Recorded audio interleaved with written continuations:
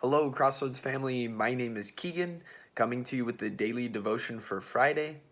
And Crossroads is currently in a sermon series called Jesus Is. And the first Sunday, we talked about how Jesus is our teacher.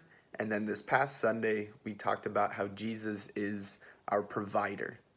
And the scripture reading, primarily for the message this past Sunday on Jesus as our provider, is the feeding of the 5,000. And it comes from Matthew.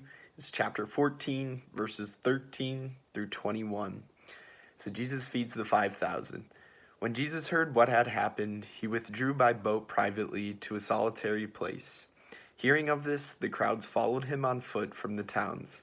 When Jesus landed and saw a huge crowd, he had compassion on them and healed their sick. As evening approached, the disciples came to him and said, "This is a remote place, and it's already getting late. Send the crowds away so they can go to the villages and buy themselves some food." Jesus replied, "They do not need to go away. You give them something to eat."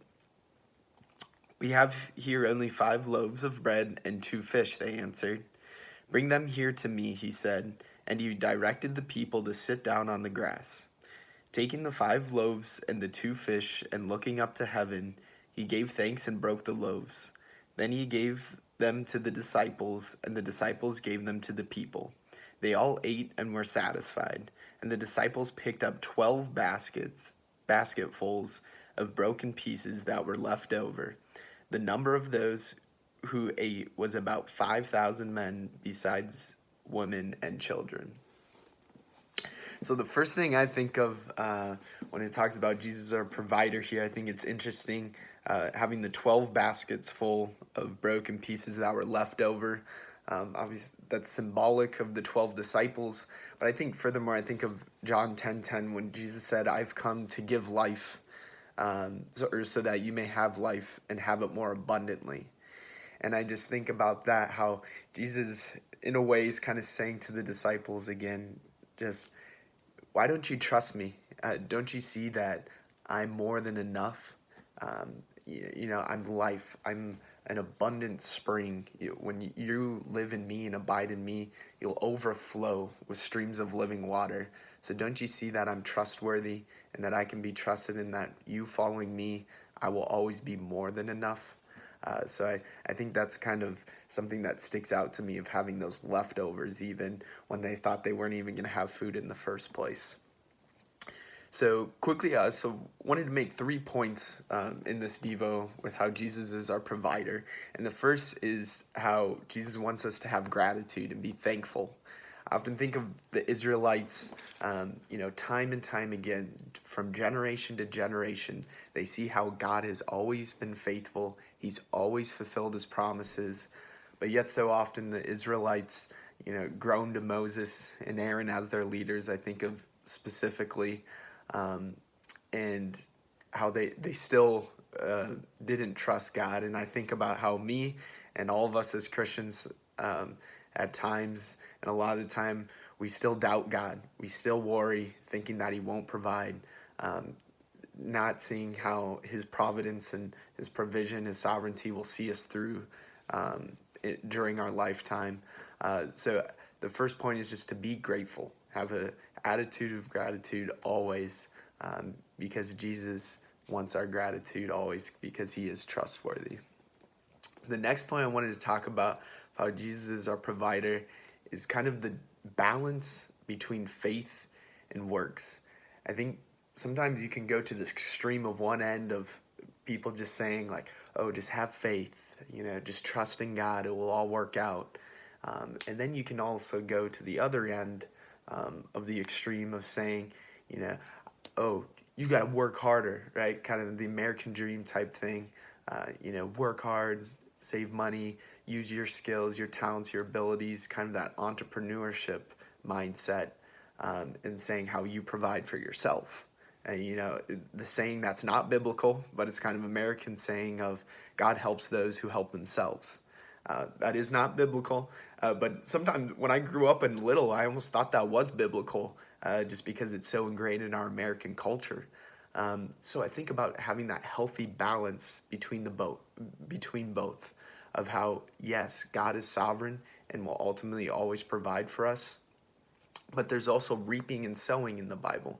And it's biblical to understanding how we're called to be stewards of our time, our talent, and our treasures for God, and to labor for Him, to serve Him, and work hard for Him in our life and glorify Him through that. So I think we need to have a healthy balance between having that faith and trust in Him, but also then putting that trust to work.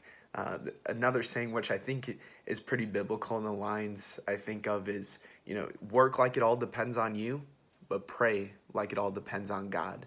So again, having that healthy balance between how Jesus will always provide and God always provides for us, but also understanding that He gave us abilities to steward and also work for Him to glorify Him.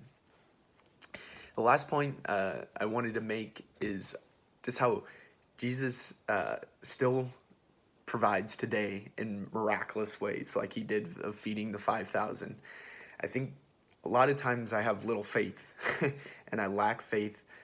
Understanding, I read scripture stories about Jesus feeds the 5,000 and performs all these miracles, but sometimes there's that thing in me saying, like, oh, He doesn't really do that today still. But that's just me lacking of faith, because I've seen time and time again heal people. He heals in all different ways, physically, emotionally, spiritually, all the above. Sometimes it's with immediacy, sometimes it's slowly over time, and then sometimes ultimate healing for people to bring them home to heaven.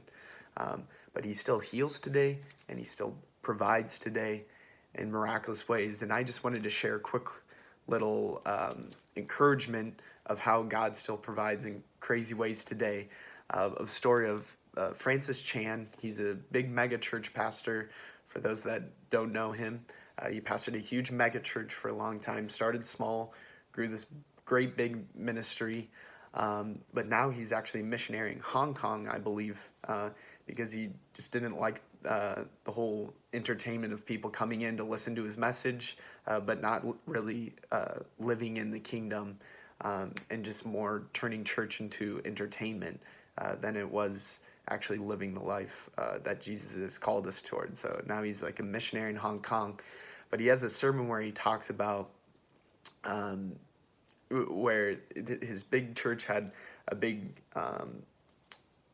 some sort of outreach where they were feeding tons of people, and it was over 2 days, and logistically someone dropped the ball and they weren't going to have food for a lot of people, and they were stressing out because they're like, how are we going to feed all these people? We can't get this amount of food in time.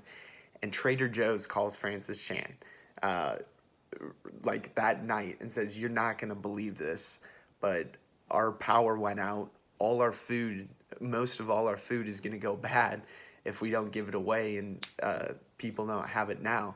Will you take this food? Are you able to give it away? And Francis is like, yes, yes, I can. And that amount of food covered the exact amount of people they were short. And I just think that's amazing, just to see how God still performs miracles like that today, kind of those divine encounters of connecting people logistically so that He can provide for us, but also then provide for others. And that's just a neat little way of, I'm sure you can tell in lives when you kind of have those divine encounters, if you will, where it's kind of a God thing. And you know that it's just a reminder of His sovereignty in our lives and how He's always providing for us. So sorry for the longer Devo. I know I'm supposed to keep him to 4 to 5 minutes. I guess my apologies for going long. But God bless and have a great Friday. Bye.